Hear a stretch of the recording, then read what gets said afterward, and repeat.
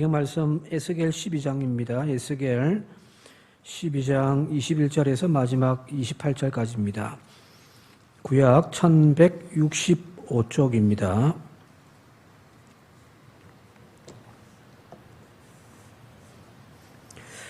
에스겔 12장 21절에서 28절까지 한 절씩 교독합니다. 여호와의 말씀이 또 내게 임하여 이르시되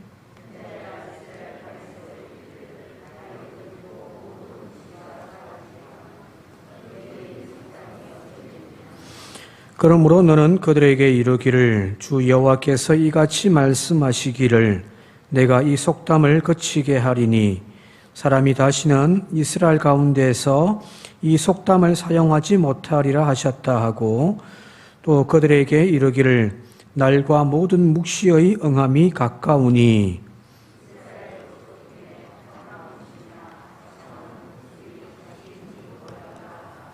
나는 여호와라 내가 말하리니 내가 하는 말이 다시는 더디지 아니하고 응하리라. 반역하는 족속이여 내가 너희 생전에 말하고 이루리라. 나 주 여호와의 말이니라 하셨다 하라. 인자야 이스라엘 족속의 말이 그가 보는 묵시는 여러 날 후의 일이라. 그가 멀리 있는 때에 대하여 예언하였다 하느니라. 너는 그들에게 이르기를 주 여호와의 말씀에 나의 말이 하나도 다시 더디지 아니할지니 내가 한 말이 이루어지리라.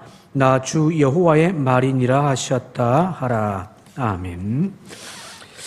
오늘 설교에 좀 앞서서 한 분 좀 소개하고 인사 좀 하는 시간 갖도록 하겠습니다. 지난 6월 둘째 주가 선교주일이었습니다만은 그때 선교주일 때 우리 해외 선교사로서 수고하시는 우리 박준호 목사님 인도네시아 계신데 그때 영상으로 짧게 좀 인사를 했습니다만은 이번에 안식년 맞아가지고 잠시 이제 귀국해서 오늘 예배 좀 참석하셨거든요. 인도네시아 박준호 목사님 잠시 인사할 수 있도록 그렇게 조금 하도록 시간 갖도록 하겠습니다.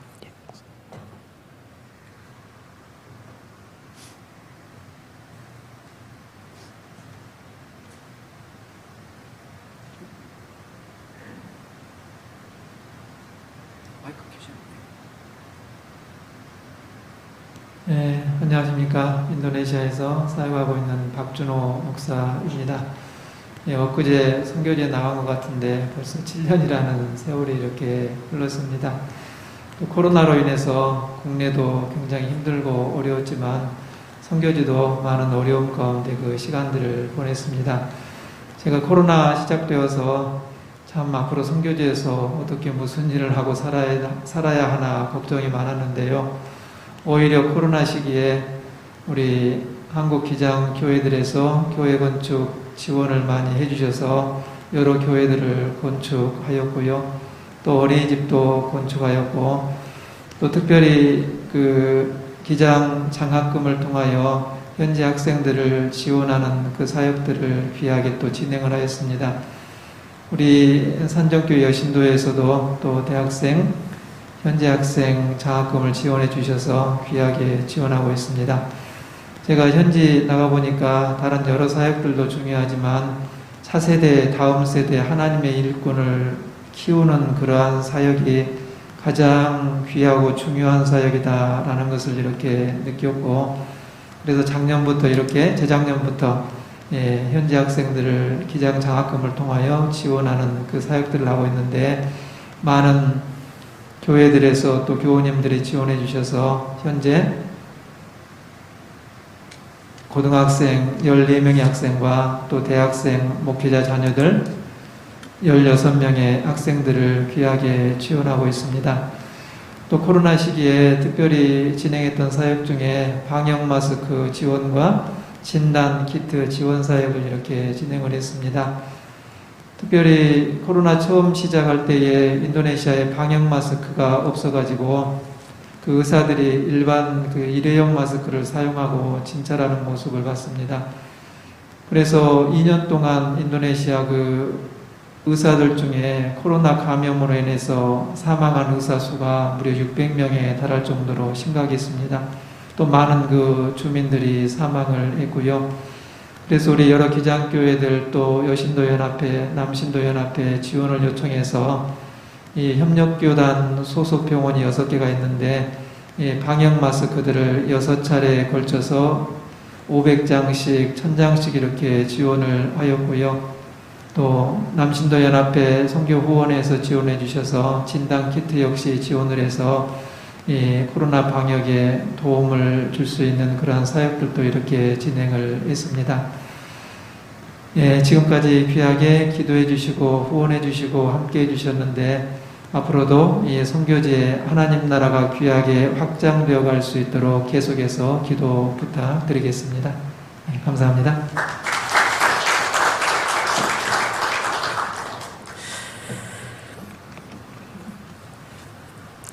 예, 선교 사역하시는 분들 현지에서 몸으로 부딪히면서 사역하지만 뒤에서 기도하고 후원하는 것도 또 하나의 사역인 줄 믿습니다. 많이 기도해 주시고요. 내 밥 한 끼 아끼더라도 한 영혼 살리는 일들에 더 많은 관심 있는 우리 교회, 우리 성도들이 되어졌으면 좋겠습니다.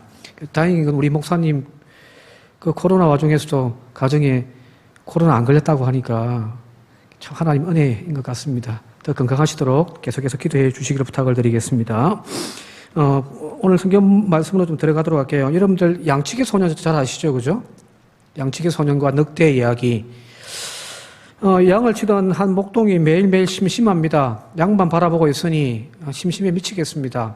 그래서 무슨 재밌는 일이 없을까 곰곰이 생각하다가 문득 저 마을 건너편에서 일하고 있는 사람들을 향하여 소리 고함을 칩니다. 늑대가 나타났다. 늑대가 나타났다라고 고래고래 고함을 칩니다. 그때 그 건너편에 언덕에 있던 마을 사람들이 일을 하다가 이 양치기의 소년의 그 이야기를 듣고 이 소년을 도와주기 위하여 저마다 손에 꽃갱이 들고 호미 들고 지금 막 달려오는 거죠, 그죠?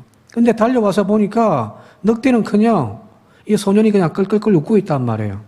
무슨 일이냐? 늑대는 어디 갔냐 물었을 때에 이 소년은 웃으면서 그렇게 이야기합니다. 다 거짓말입니다. 늑대는 없어요. 어른들 골린 거죠. 자, 그리고 마을 사람들은 막 화를 내면서 투덜거리면서 돌아가 버렸습니다. 자, 그 다음 날에도 이 소년은 똑같이 늑대가 나타났다라고 거짓말을 하고 그 다음 날에도 또 그렇게 이야기를 합니다.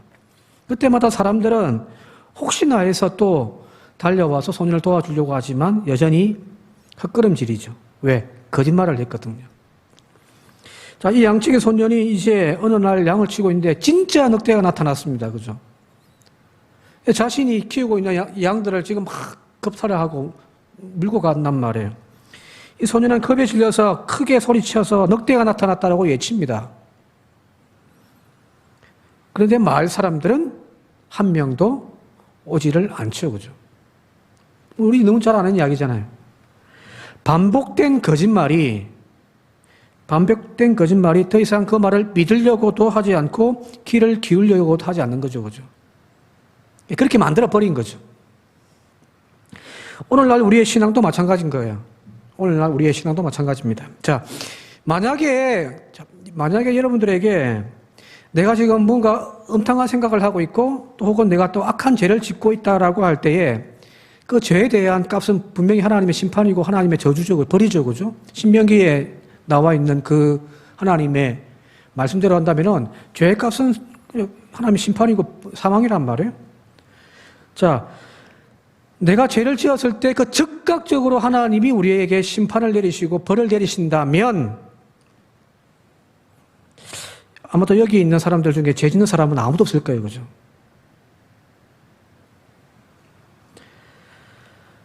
의식적으로 막 죄를 짓겠다 그런 사람 아무도 없을 거예요. 지었다가는 막 쥐어 터질 건데, 그죠? 신앙생활도 대충 한다든지, 주일 성수 빠트리 먹고 어디 놀러 간다? 꿈도 못 꾸죠. 그죠? 주일 성수 빼먹고 놀러 갔다가, 예를 들어서 하나님의 심판 가운데 무슨 사고나 난다면은, 누가 주일 빼먹고 놀러 가겠어요?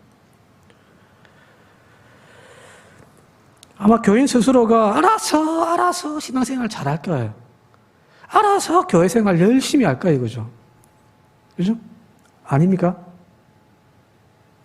그래서 어떤 목사님은 늘 이렇게 저주의 설교를, 이렇게 말씀을 자주 하시는 목사님도 있다고 하더라고요. 뭐, 그러면 큰일 난다, 막. 하나님 벌 받는다, 막. 근데 사실 그래 들으면 기분 나쁘잖아요, 그죠?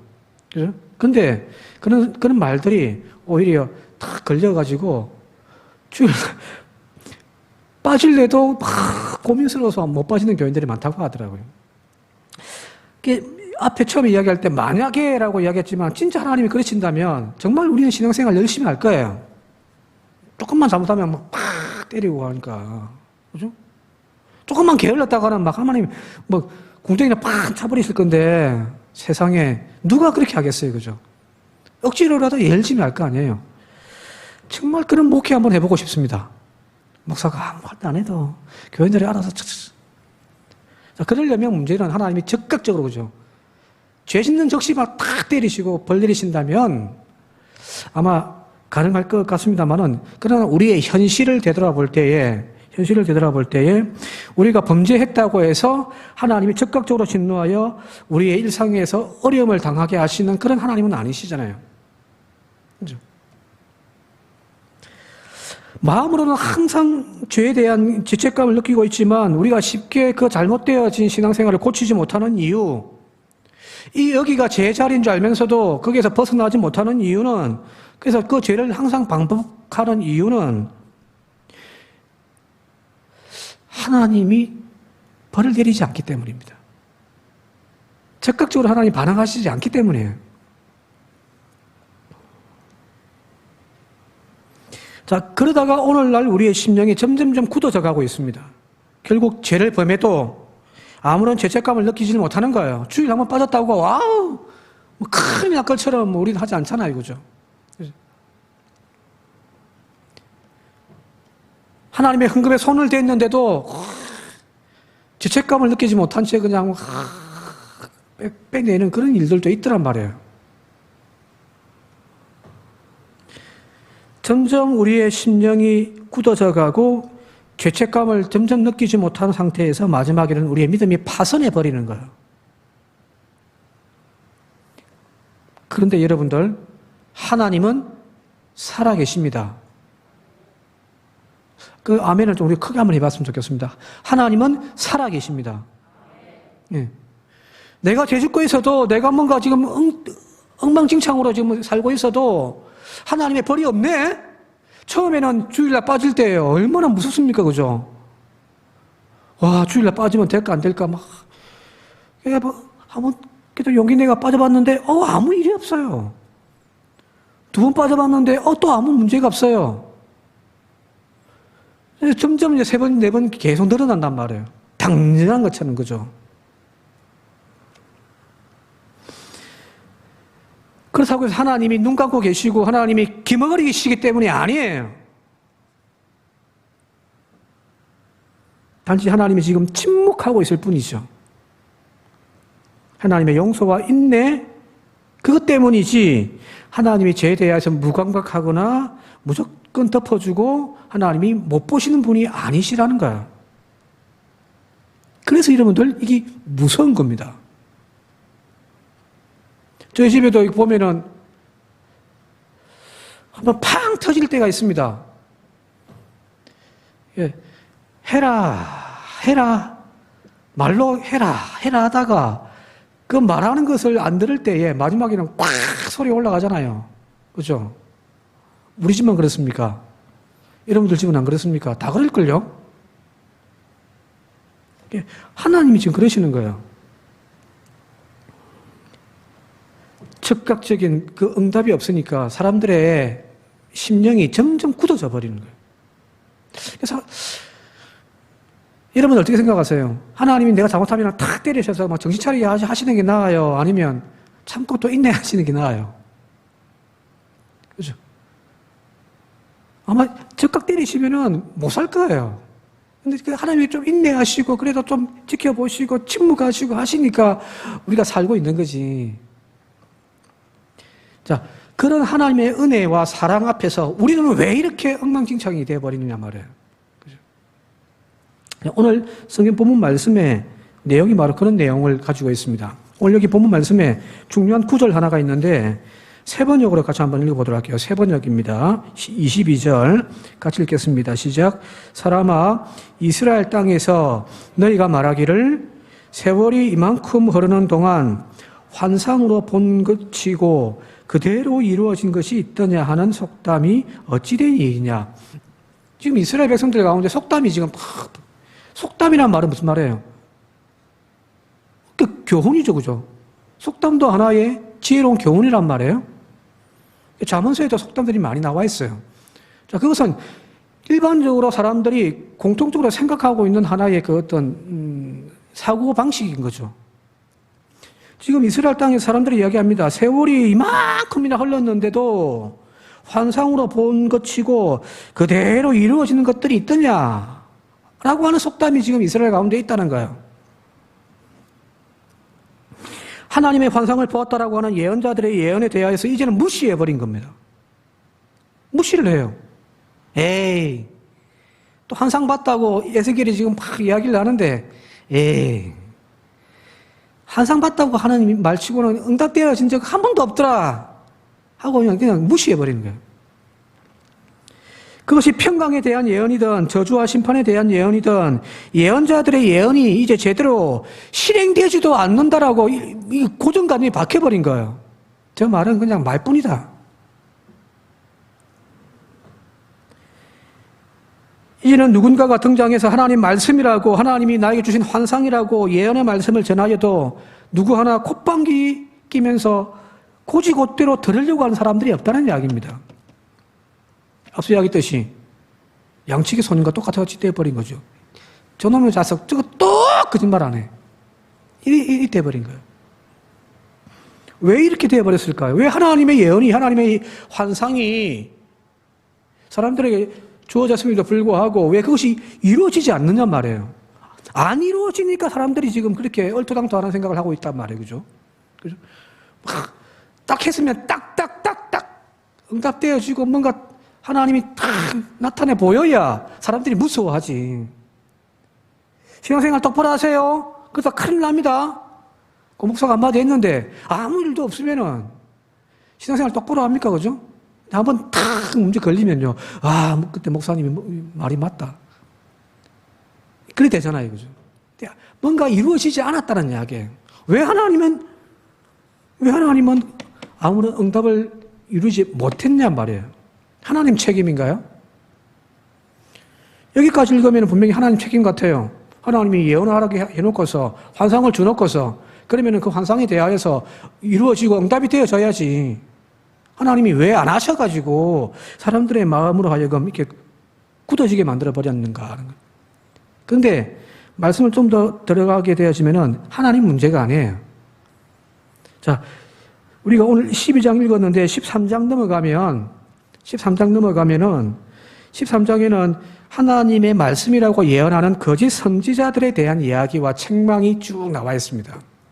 한번 좀 깁니다만은 세 번역으로 13장 2절, 3절, 6절, 7절을 이어서 같이 한번 읽어볼게요. 2절과 3절입니다. 시작.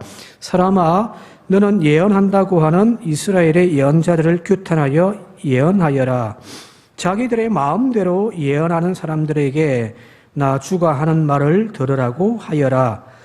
나 주 하나님이 말한다. 내가 보여준 환상을 보지도 못하고 저희들의 생각을 따라 예언하는 어리석은 예언자들에게 화가 있을 것이다. 자, 6절, 7절 계속 읽어볼게요. 시작. 그들은 헛된 환상을 보고 속이는 점괘를 보며 내가 그들을 보내지도 않았는데 내가 일러준 말이라고 하면서 예언을 하고 또 그 말이 이루어지기를 기다리고 있다. 나는 너희에게 전혀 말한 일이 없는데 너희는 나에게 받은 말씀이라고 하면서 헛된 환상과 속이는 점괘를 말하는 것이 아니냐라는 거예요. 하나님은 말씀도 하지 않았는데 자기 마음대로, 자기 생각대로, 자기 욕심대로 그냥 하나님의 말씀이다라고, 하나님이 나에게 예언을 주셨다, 하나님이 나에게 환상을 주셨다, 하나님이 나에게 꿈을 주셨다 이야기하는 거예요. 또 헛된 환상을 막 스스로가 막 꿈을 꾸는 거예요. 점괘를 치가지고 막 또 그게 하나님의 뜻이다라고 막 이야기를 하는 거예요. 계속해서 하나님이 하신 말씀이 내가 안 줬는데 내가 보여주지도 않았는데 라고 말씀하시잖아요. 거짓 예언자들이 자신들의 지어낸 이야기들을 통하여서 자기 자신들의 소망을 담아가지고 하나님 말씀이라고 이야기하는 것들 하나님이 응답해 주시겠습니까? 응답해 주시겠어요? 아니죠. 이 책임은 누구 책임이에요? 하나님 책임이 아니라 그렇게 거짓 예언을 한 사람들의 문제인 거죠. 그죠? 거짓말을 일삼았던 양치기 소년처럼 거짓 예언과 환상들이 지금 판을 치고 있는 거예요. 그 거짓 예언들이 하나님이 성취해 줄 리가 있습니까? 죄 같아도 안 해요. 내가 한 말도 아닌데 내가 왜 책임져요? 비록 그 말이 뭐 좋은 말이라고 할지라도 나 그거 책임 안 져요. 자, 이로 인해서 더 이상 하나님의 말씀이 선포되어지는 이 예언들이 사람들에게 똥값이 되어져 버린 거예요. 그죠? 여기저기서 하나님의 예언이다. 하나님의 환상 봤다고. 우리 교회가 앞으로 이렇게 될 거다라고 막 이야기를 하죠. 또 들으니 뭐 그럴싸하단 말이에요. 그래서 아멘 했는데 웬걸요?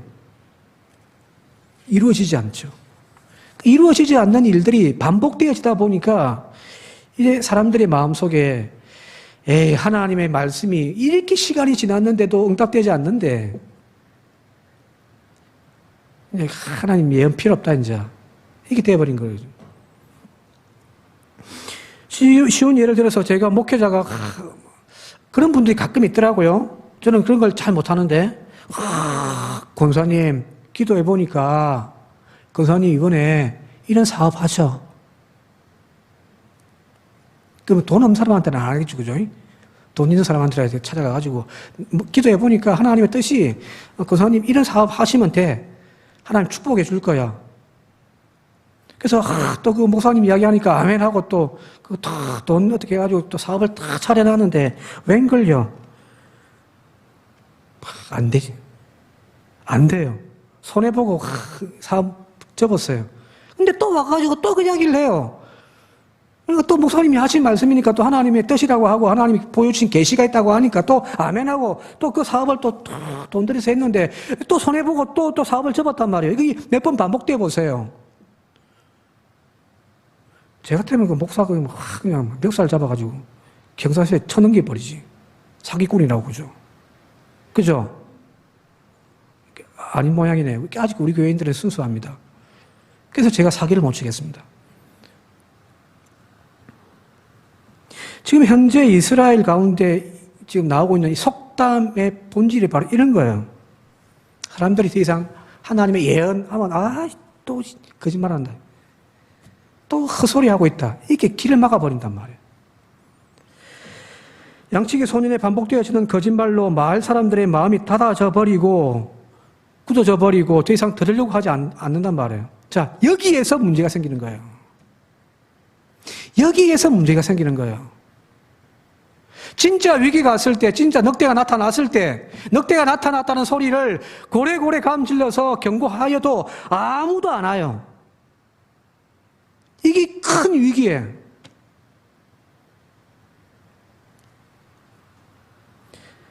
대표적으로 기독교 역사에서 시한부 종말론이 막 등장해가지고 참 심각한 해를 끼쳤잖아요, 그죠? 여기 보면 많은 시한부 종말론들의 이야기들이 나옵니다만은 종말 신앙이란 정통 기독교 신앙의 중요한 신앙의 하나의 핵심이죠. 교리예요. 마지막 주님이 오신다. 그리고 모든 것을 심판하실 것이다. 그리고 역사는 끝난다. 영혼은 우리는 이루어 갈 것이다. 중요한 교리임에도 불구하고 이 시한부 종말론 때문에 이 종말론이 병이 들어버렸단 말이에요. 그죠? 저렇게 지금 이야기를 하는데 이루어진 것이 있습니까? 하나도 없어요.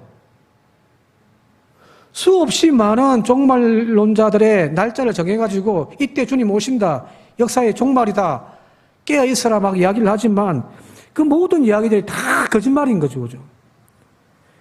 자, 누군가가 와서 설교를 하는데 쫙 설명을 해주면서 언제 하나님 오시는 날이다 라고 이야기하면 여러분 믿으시겠습니까?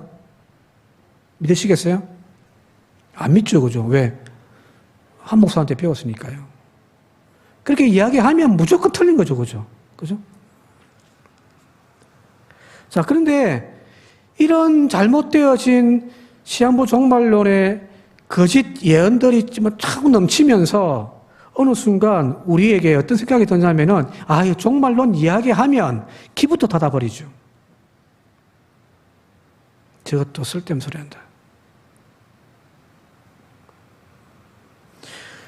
하나님이 성경을 통하여서 우리에게 예언하시고 말씀하시는 그 종말에 대한 그 이야기조차도 이미 이제 우리는 둔감해버리기 시작해버린 거예요. 이께서 저는 우리가 주일 밤 예배 때 요한계시록 하고 있습니다만은 목사님들이 요한계시록 설교 거의 안 하잖아요. 그죠? 앞부분 7교회에 대한 이야기만 하지 뒷부분은 안 한단 말이에요. 왜? 골치 아프고. 또 잘못 이야기했다가 큰일 난단 말이에요. 종말신앙이 양치기의 거짓말처럼 여겨져 버린 결과를 지금 초래해버렸습니다. 더 이상 지금 하나님 나라에서 막 주님 오실 날을 준비하면서 5 지혜로운 천자처럼 깨어서 믿음 생활을 하려고 하지 않고 그냥 대충 그냥 신앙생활, 세상 짝 하면서 우리의 생각과 마음이 지금 세상으로 기울여져 가 버렸단 말이에요. 이게 잡아당기려면 힘이 있어야 되는데 이게 느슨해져 버리니까 세상으로 치우쳐버리죠.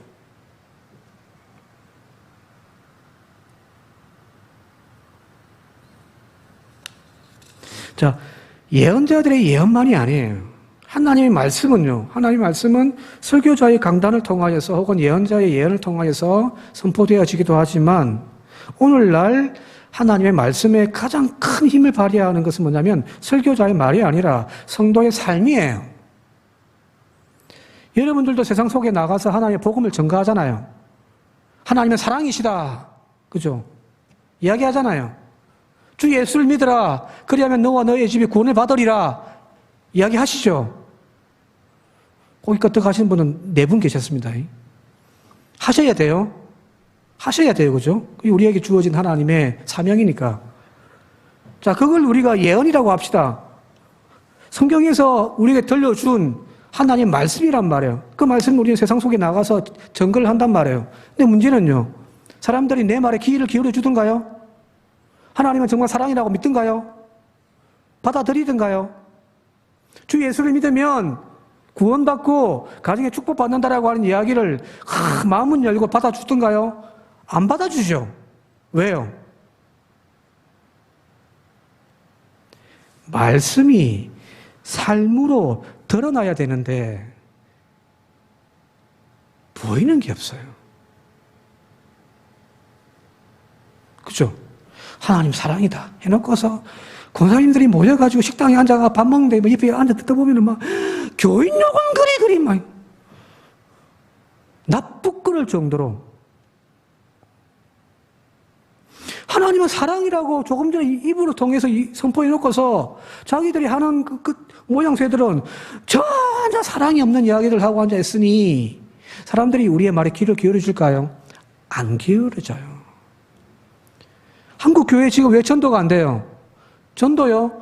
완전 생자배기 전도 거의 안 돼요. 우리 교회도 매해 보면 몇 분들 오시는데 생자배기 없어요. 우리만 그런가요? 다른 교회 마찬가지예요. 왜 사람들은 우리에게서 마음을 닫아버렸을까요?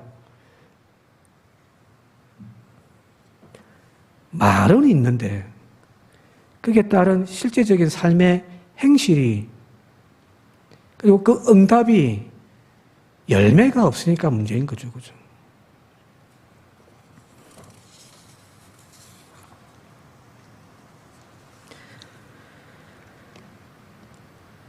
자, 하나님께서 우리에게 지금 이렇게 경고하십니다. 28절 같이 한번 읽어볼게요. 28절 본 말씀입니다. 읽겠습니다. 시작. 그러므로 너는 그들에게 이르기를 주 여호와의 말씀에 나의 말이 하나도 다시 더지지 아니할지니 내가 한 말이 이루어지리라. 나 주 여호와의 말이니라 하셨다 하라. 자, 하나님은 귀가 없어서 듣지를 못하시는 분도 아니고 하나님은 눈이 없어서 보지 못하시는 하나님이 아니란 말이에요. 그죠? 하나님이 귀머거리고 보지 못하는 분이셔서 우리가 아무리 이렇게 살아가도 그냥 침묵만 하고 계신 하나님이 아니란 말이에요. 쌓이고 쌓이는 거예요. 언젠가는 터져요. 그걸 두려워할 줄 아는 저와 여러분이 되시길 바랍니다. 지금 내가 범죄하고 지금 내가 하나님 앞에 큰 잘못을 하고 있음에도 불구하고 아무 문제가 없다고 아무 문제가 없는 것이 아니란 말이에요. 언젠가는 이루어집니다. 그게 하나님이세요. 하나님은 빈말하시는 분이 아니잖아요. 그죠? 지금 당장 아무 문제가 없다고 오히려 지금 당장 오히려 더 잘 된다고 착각하면서 그릇된 길을 가고 있다면 돌이켜야 합니다. 왜? 하나님은 반드시 이루시는 분이기 때문입니다. 선한 일을 했는데 하나님이 나에게 축복을 안 해줘요. 그래서 실망스럽기도 하죠. 그죠? 안 해요. 언젠간 하나님이 반드시 응답하여 축복해 주십니다. 반대로 내가 지금 크게 범죄하고 있고 잘못하고 있음에도 불구하고 왜 하나님이 저 인간은 가만히 놔두지요? 하는 그 사람도 언젠가는 하나님이 하시는 거예요.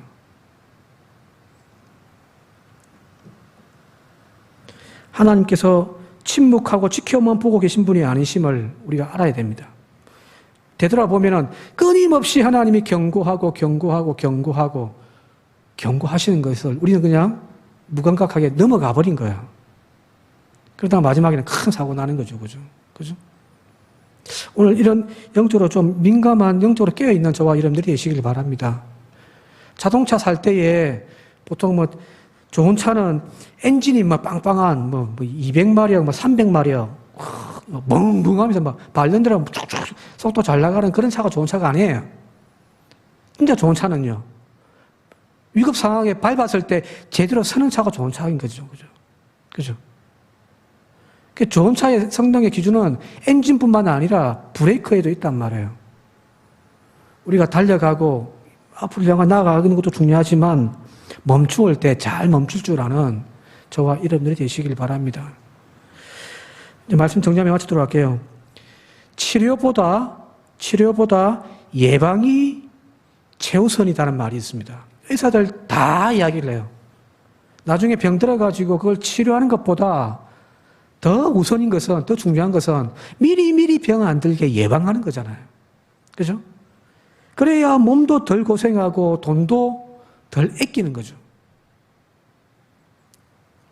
하나님의 경고의 말씀에 둔감해지는 신앙, 줄에 빠지면 큰일 나는데 하는 그 생각이 좀 어리석어 보이는지 몰라도 그 생각이 우리를 건강하게 만듭니다. 에이, 빠져도 아무 문제 없네. 이런 마음이 우리를 크게 위험하게 만듭니다.